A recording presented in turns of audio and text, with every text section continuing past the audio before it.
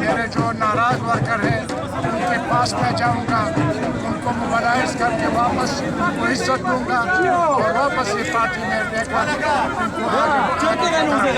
इंशाल्लाह मैं ये वादा करता हूँ कि आइंदा।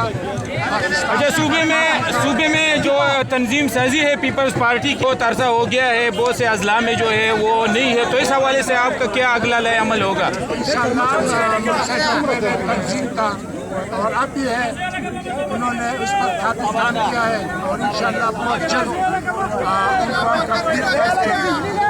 अनाउंस करेंगे।